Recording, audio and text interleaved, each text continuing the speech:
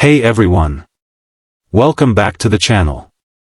Today, we're going to talk about something really interesting. You're holding or thinking about a quarter from 2006, minted in Philadelphia, the one that honors Nevada. On its back picture three wild Mustang horses galloping, with sagebrush around, the sun climbing above mountains, and a banner that reads, "The Silver State."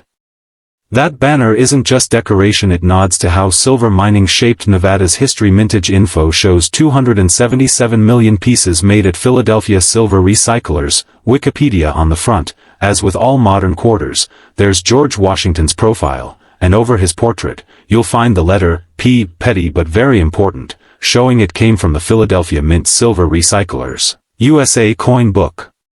These quarters were part of a larger series known as the 50 States Quarters Program, which ran from 1999 through 2008.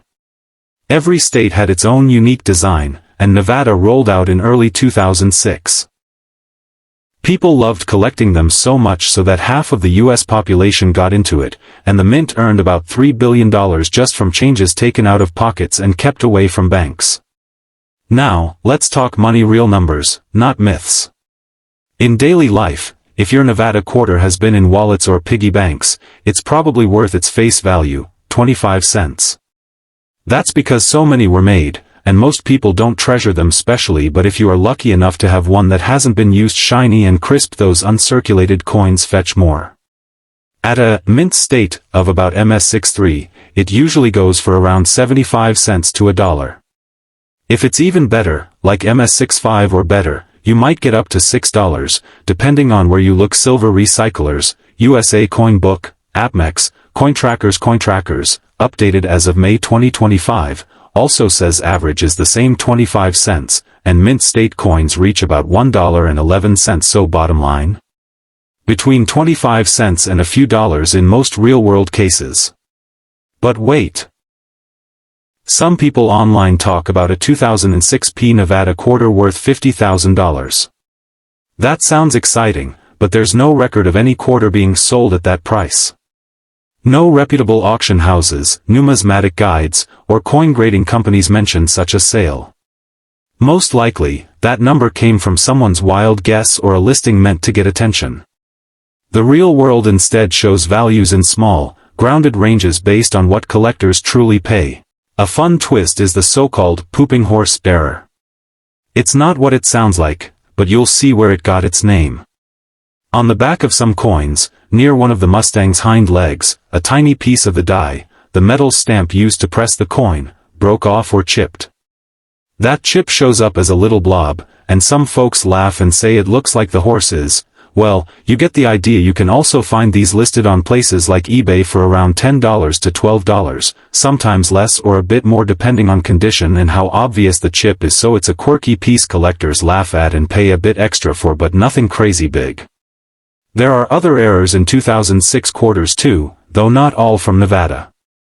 There are coins with things like grease or debris stuck under the coin when struck, cracked dies, bits missing from the rim, air bubbles, double striking, and other mishaps. Some of these errors, especially if the problem is dramatic, can be worth hundreds, occasionally low thousands. For example, a struck-through debris error on a Washington quarter from 2006 sold for around $735, and other die-break errors have sold for several $100s. That said, the Nevada pooping horse is more of a light-hearted oddity than a gold mine.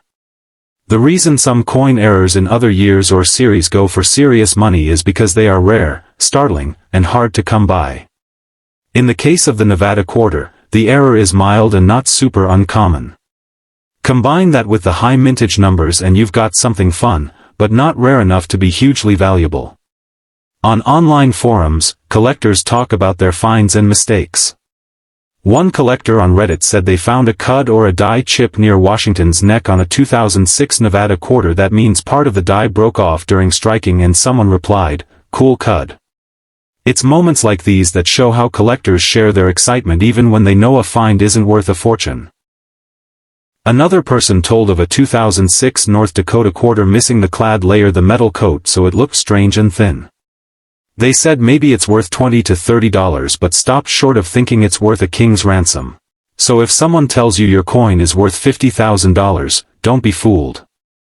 But on the bright side, if you've got one of those quirky, pooping horse coins or an uncirculated Nevada quarter, you've got something interesting.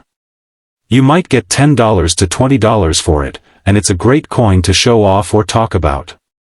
It's a great conversation starter and a neat bit of US mint history, especially that weirdly shaped blob. If you're making a video for YouTube, you could tell this story like a friendly chat. Picture holding the coin, pointing out the horses and the sun, talking about how so many were made, and then revealing the amusing error nicknamed pooping horse. You could compare it to ordinary quarters and change and explain gently that no solid evidence backs the $50,000 price tag. Let viewers walk away knowing real value, but also appreciating the fun side of coin collecting. Toward the end, wrap it up by saying Nevada's quarter is a solid, beautiful design from a famous program. It's usually only worth what it says, 25 cents. If it's uncirculated, maybe $1 to $6. If it's proof or silver proof, especially in high grades, maybe more, like $15 or up to around $20 for a silver proof in great condition. Silver Recyclers, Coin Trackers, USA Coin Book. But mostly, it's the story behind the coin that counts. And that funny little die chip error, that's what makes it memorable. Thanks for listening. If you found this helpful or entertaining, feel free to share with other coin lovers or curious folks. And remember, value isn't just in dollars, it's in the stories coins carry.